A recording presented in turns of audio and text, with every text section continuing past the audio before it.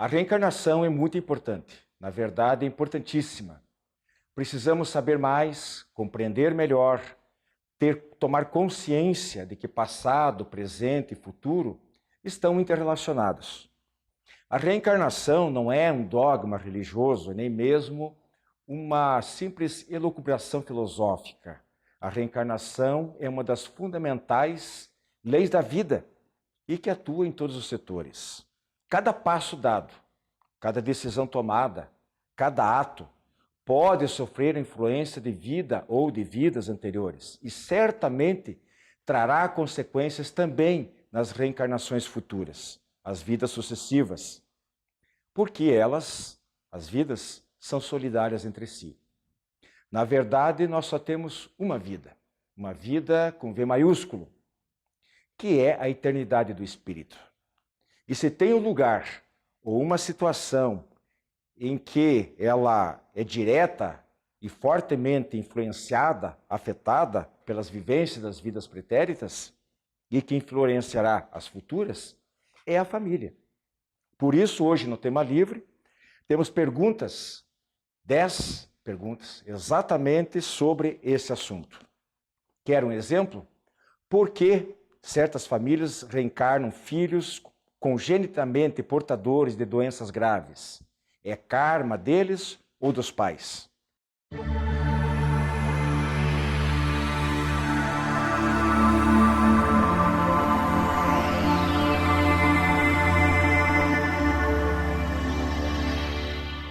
Prezados amigos do Diálogo Espírita, nosso tema livre de hoje vai falar sobre reencarnação e família.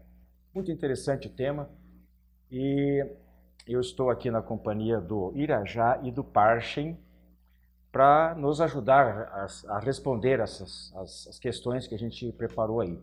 Eu vou começar lá na ponta com o Parchen, direto ao ponto então. Parchen, por que a compreensão da reencarnação é tão importante dentro da família? A compreensão da reencarnação é importante dentro e fora, mas dentro da família em especial, porque entendendo que as pessoas trazem de outras vidas, trazem uma personalidade, trazem problemas, trazem aptidões, trazem probabilidades, nos torna mais fácil compreender o que acontece dentro das relações, o que acontece com cada um, que nem tudo está ligado àquela formação meramente familiar, mas que nós trazemos uma bagagem.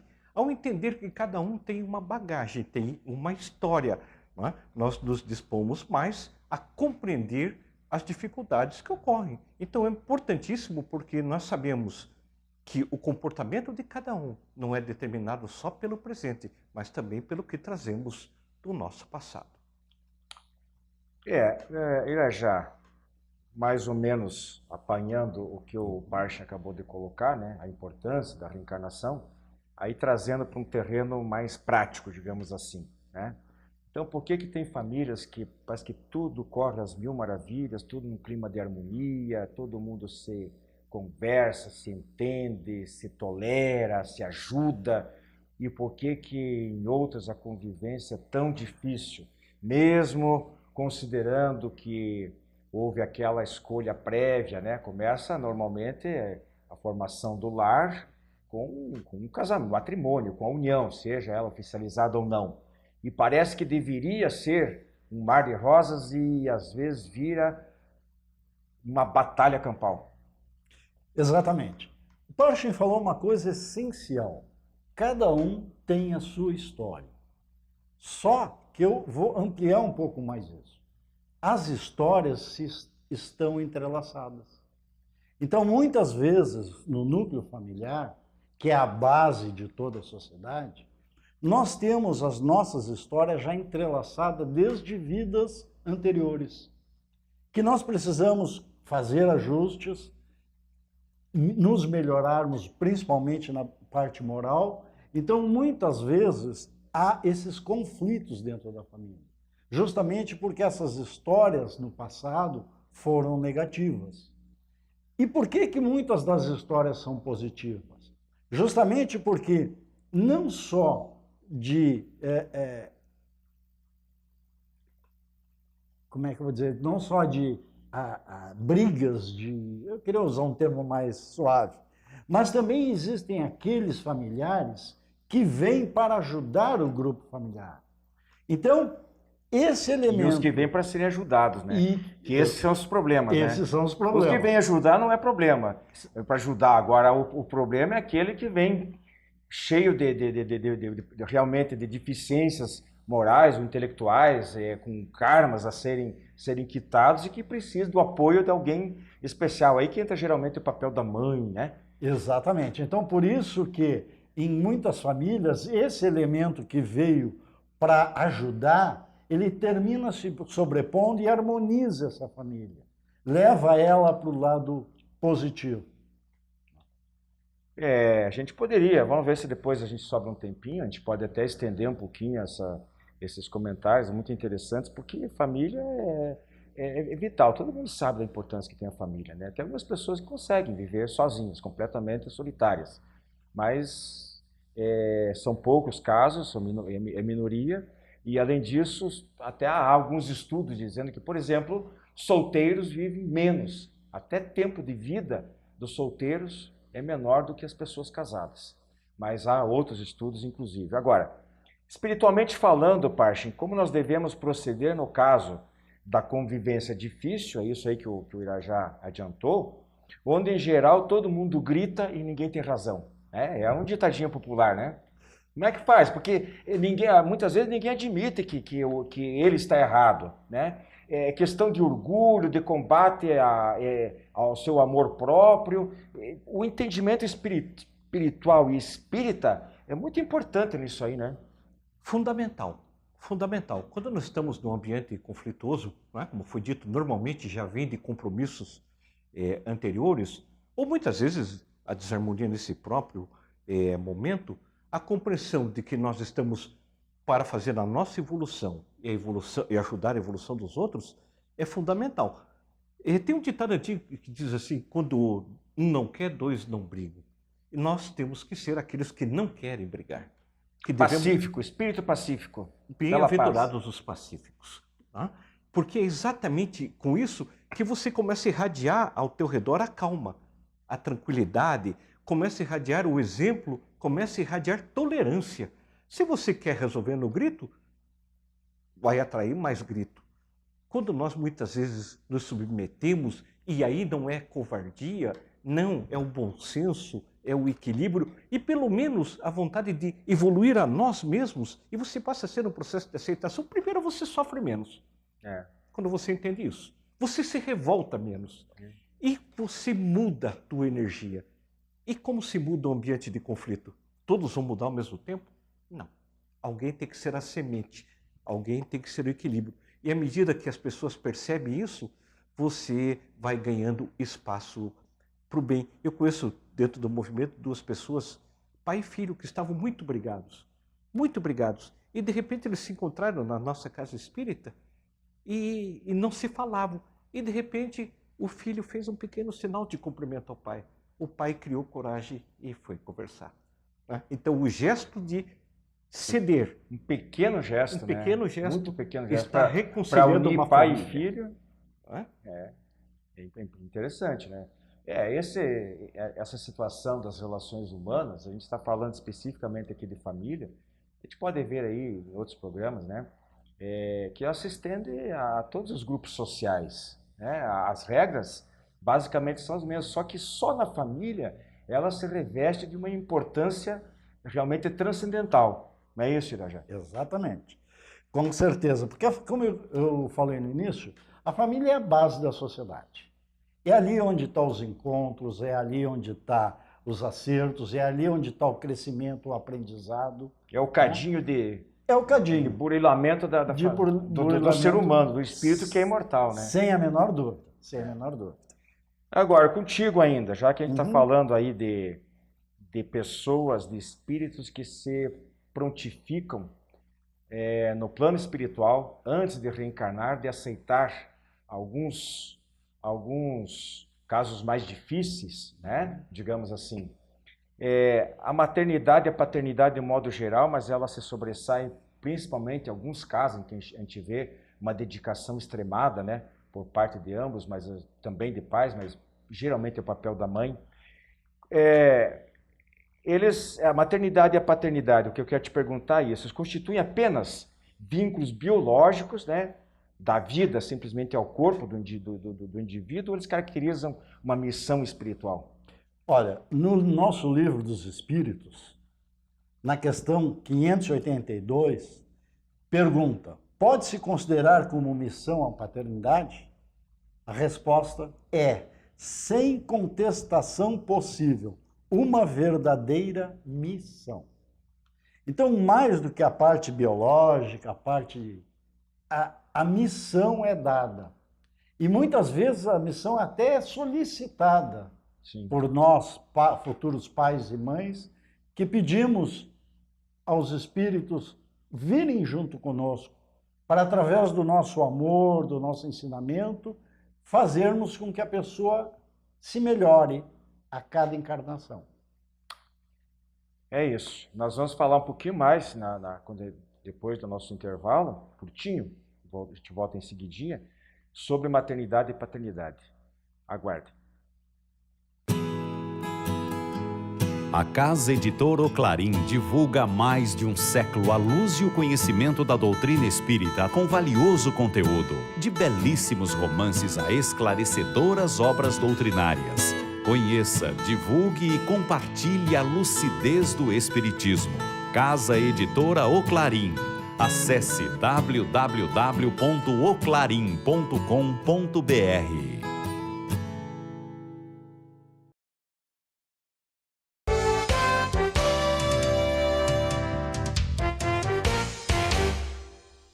Estamos de volta com o nosso tema livre e, seguindo aí falando sobre reencarnação e família, pergunto para o Parshna. Ele comentou sobre esse vínculo biológico, se é apenas um vínculo biológico a paternidade e maternidade, e vimos que não, que existe um papel mais importante disso, verdadeira missão segundo o Livro dos Espíritos. Agora, Parshna, e o que acontece quando fracassamos, nós pais, nós mães, nessa missão de maternidade e paternidade? Sempre que nós temos uma missão, se espera que nós consigamos cumpri-la. E muitas vezes, como já foi dito, nós pedimos isso. Outras vezes, por necessidade, nos é dado essa missão. Sempre que nós falamos da missão de pai, de mãe, nós temos consequências energéticas para nós, pois estamos causando um distúrbio naquele espírito que reencarnou como nosso filho, como nossa filha, não é? E, portanto, responderemos por não ter sabido conduzi-lo corretamente ou por não ter sabido dar as bases corretas, porque a criança, o espírito reencarnado, está exatamente à disposição para que nessa fase onde ele está maleável, os pais interfiram. Essa é a missão e consigam, claro, melhorar o caminho do seu filho. Não podemos responder aos pais 100% dos problemas dos filhos, porque muitas vezes é tão forte o que ele traz do passado que o pai não consegue, os pais não conseguem superar isso e nem poderiam. Mas a justiça divina é perfeita. Ela sabe exatamente isso, né? Na justiça chama-se graduação da pena. Né? Muitas vezes ocorreu um problema e a pena é nula, porque fugiu de controle. Outras vezes a pena, entre aspas, né, é mais pesada porque há uma omissão por parte dos pais. A justiça divina não falha nesse ponto. Já. Fracasso do casamento por culpa de um ou de ambos os cônjuges traz que tipo de consequência? Bom, todo relacionamento que nós temos no nosso caminho, seja ele profissional, de amizade, mas principalmente no casamento, sempre traz consequências, boas ou ruins. No caso, né, do fracasso no casamento, por culpa de um ou dos dois, vai trazer consequências sim, que deverão ser assumidas por ambos, ou por quem errou, ou por ambos, em outras vidas. É um compromisso assumido sem a menor dúvida. Dos mais sérios, né? Porque, inclusive, especialmente quando há filhos do que nós estamos acabando de falar aqui. Agora, Parshna, aqueles que constituem o núcleo familiar estarão conosco hoje, né? Aqueles que são da nossa família, como a gente costuma dizer. Estarão conosco ou nós com eles na próxima reencarnação? Depende do quê? depende de 3 fatores básicos. O primeiro, se realmente é o nosso núcleo familiar espiritual. Porque o núcleo familiar terreno, ele pode ter elementos do núcleo familiar espiritual e de outros que são trazidos para serem ajudados, para fazerem parte ou até para aproveitar a oportunidade da reencarnação. Nós não podemos conceber que todas as relações sexuais e, portanto, todas as concepções estejam pré-programadas. Elas são aproveitadas de acordo com as necessidades da família e dos espíritos. Esses que constituem o núcleo familiar espiritual terão mais chance de estar reencarnado. Mas não é uma garantia. Por quê? Cada um pode reencarnar em tempos diferentes de acordo com o seu aprendizado, com o seu preparo no plano espiritual, com a sua evolução e com a sua missão. Porque muitas vezes a missão do núcleo familiar é feita com uns na Terra e outros no plano espiritual, ajudando, orientando, tentando guiar. Não é assim, quem foi pai será filho, quem foi filho será pai, mas muitas vezes ocorre, ocorre de ocorrer, ocorre de executar-se exatamente dessa maneira. Quem diz isso? As necessidades evolutivas de cada um de nós. Mas a longo prazo, a tendência é que o núcleo familiar espiritual conviva cada vez mais harmonicamente, até o tempo que não necessitemos mais da reencarnação.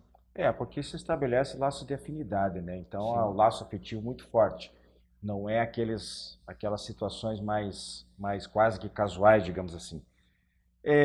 Irajá, por que em certas famílias reencarnam os filhos congenitamente portadores de doenças graves? É karma deles, dos espíritos que reencarnam, dos filhos ou dos pais? Olha, essa pergunta é bem interessante, porque eu acredito que nós devemos tratar de 2 formas. Primeiro, é karma dele, daquele espírito que está reencarnando portador de uma doença? Via de regra, sim. Via de regra, ele necessita passar por essa situação para receber dos pais o amor, a compreensão, o carinho. Muitas vezes, na maioria, do filho, sim. É um karma dele nascer dessa forma.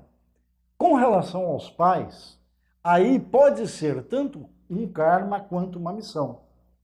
Pode ser um karma porque em outras vidas, de alguma forma, esses pais prejudicaram ou esse espírito ou outros espíritos. Fracassaram na missão de paternidade e maternidade. E aí eles vêm como karma para ter esse filho problemático e levar a ele tudo o que de melhor for possível. Ou missão, onde eles, lá na pátria espiritual, se apegam a determinados espíritos que precisam desse tipo de encarnação, e aí eles pedem para vir com eles, para que eles possam ajudar esse espírito especificamente.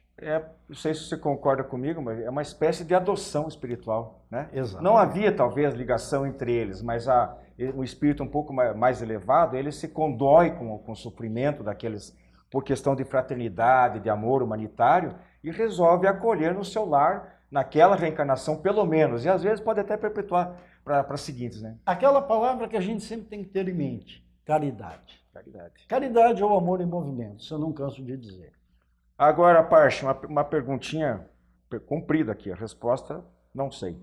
Deste ponto de vista que vocês explicaram até agora, sempre em relação às responsabilidades espirituais, como ficam as famílias que se dividem, geralmente pela separação do casal, que depois constitui cada um outras famílias, e não raro se divide novamente e forma uma terceira? Bom, esse hoje é uma recorrência na vida moderna, né? Tá ocorrendo cada vez mais isso, e nós temos que lembrar sempre, eu já lembrava, nós sabemos, a família é a base da sociedade, e a família sempre é missão, sempre. Se você acha que esta tua missão foi cumprida, você separou, ou você não conseguiu e vai assumir uma nova, leva de novo os parâmetros de cumprir a missão com a segunda família. Não é o fato de ter rompido a primeira que tornará a segunda inútil.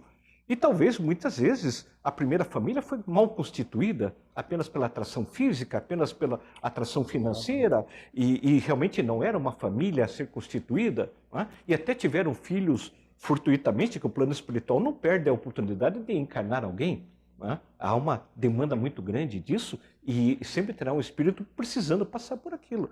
Então, esses casos só aumenta a responsabilidade. A pessoa, ao decidir passar por isso e for deixando rastros para trás de irresponsabilidade, responderá.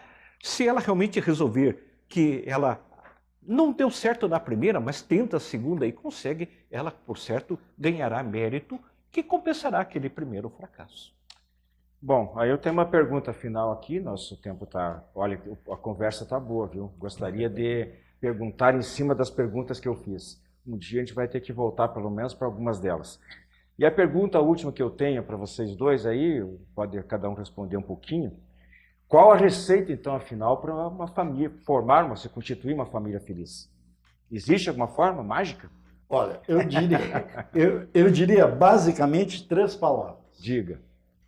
Tolerância para com os outros, para com os erros dos outros, para com os nossos erros, porque nós também erramos muito dentro da família e muitas vezes nós não tomamos consciência disso. Perdão. Tá? Em cima dessa tolerância, perdão a todos aqueles que estão ali, perdão para conosco.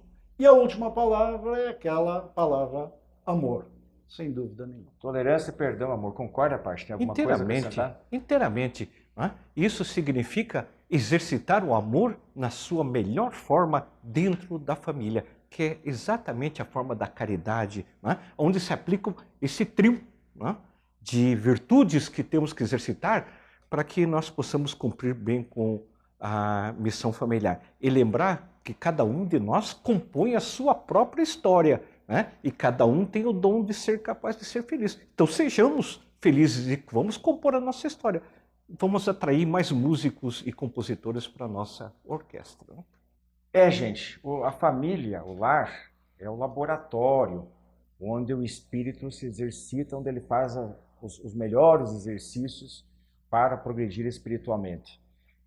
Sem a família, como foi dito antes aí, quando a pessoa vive mal dentro da família, não tem família, está desestruturada, ela não vai ser um bom cidadão, ela dificilmente será um bom colega de trabalho, uma pessoa que respeite leis e por aí afora. Então tudo começa dentro da família. E nós precisamos mais do que nunca, especialmente nós aqui no Brasil, de resgatar os verdadeiros valores da família. É essencial que nós todos façamos investimento à custa dos nossos sacrifícios pessoais por aqueles que conosco convivem. Sem isso, fica muito difícil a gente melhorar. Não adianta querer cobrar lá fora aquilo que a gente não consegue fazer entre 3, 4 pessoas. Como é que vai fazer? Vai conseguir? Não vai conseguir. Tá ok, gente? Segue nosso programa aí com os demais quadros e muito obrigado pela companhia desde agora.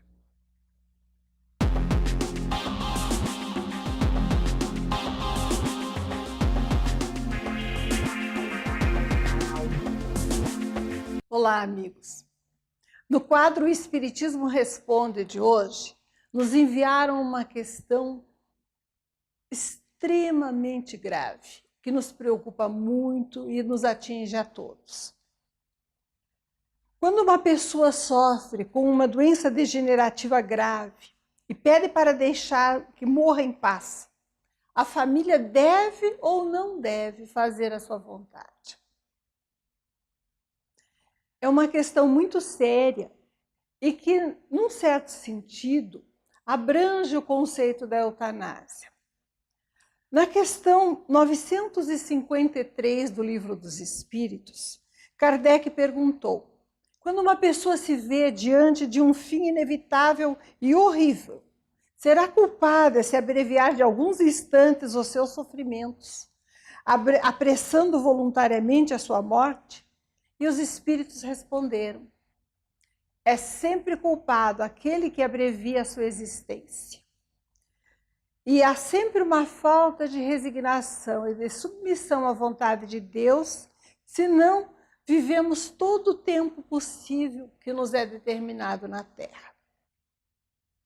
O Espiritismo, portanto, condena totalmente a abreviação voluntária da vida humana, mesmo nas doenças sem possibilidade de cura. Por quê? Em primeiro lugar, como delimitador espírita do tema, nós temos o conceito de que a vida é uma oportunidade de crescimento, de progresso, pela qual o espírito luta muito. Às vezes trabalha muito no plano espiritual para merecer a bênção de um corpo novo. Nem sempre as experiências necessárias à aquisição do conhecimento, à superação das limitações e dificuldades, ao aprendizado que ele tem que fazer nessa encarnação, são compatíveis com um corpo sadio e perfeito, desde o nascimento, trazendo à tona aqueles casos de doenças congênitas que tanto sofrimento causam às famílias. De outro lado, muitas vezes temos uma existência longa e profícua e nos vemos acometidos, como é natural, de enfermidades que nos conduzem à proximidade da vida espiritual pelo término da saúde do corpo físico. Quais são os limitadores que a doutrina espírita nos oferece na análise da questão? O valor da vida, a necessidade de que ela se estenda tanto quanto possível para a aquisição das experiências é um dos paradigmas. Às vezes, um sofrimento, uma doença prolongada é necessária para que a pessoa se desprenda dos valores, dos apegos excessivos, para que ela retifique suas convicções, suas ideias, para que ela se prepare para um desencarne mais tranquilo, porque a morte não é o fim, ela vai continuar viva. E se não estiver devidamente preparada, seu recomeço no plano espiritual, seus primeiros tempos de vida espiritual serão mais difíceis. Assim, uma doença prolongada prepara para um desencarne mais tranquilo e para um bem-estar maior ao acordar na realidade espiritual. Mas a finalidade terapêutica, de equilíbrio, às vezes, da alma de uma doença prolongada, nem sempre significa a necessidade de uma agonia prolongada. São conceitos diferentes. Portanto, abreviar a vida não é possível, não é compatível com a ética espírita. Porém, prolongar com tratamentos invasivos, que não vão resolver a questão, a vida de alguém que está em sofrimento profundo sem necessidade, também é uma desconformidade com a vontade divina que está a indicar um término natural para aquela existência humana. Como dizia Richard Simonetti, o sofrimento é necessário, às vezes, na doença prolongada e enfrentada com resignação, firmeza e buscando os tratamentos próprios. Mas a agonia não. Por quê? Porque ela decorre de 3 fatores, muitas vezes, que não são naturais. Um deles, cuidados médicos invasivos no momento em que o corpo está pedindo para cessar a existência e que não há mais nada a fazer, a não ser prolongar um sofrimento que, neste caso, é evitável. Depois, os familiares que retêm aquele espírito que está no momento de partir, num apego excessivo nas orações para que se cure, sem aceitar muitas vezes aquilo que é inevitável para todos nós. O momento de retornar à nossa casa, à nossa pátria espiritual. E, frequentemente, o terceiro elemento de uma agonia prolongada, sem necessidade, o próprio medo de morrer.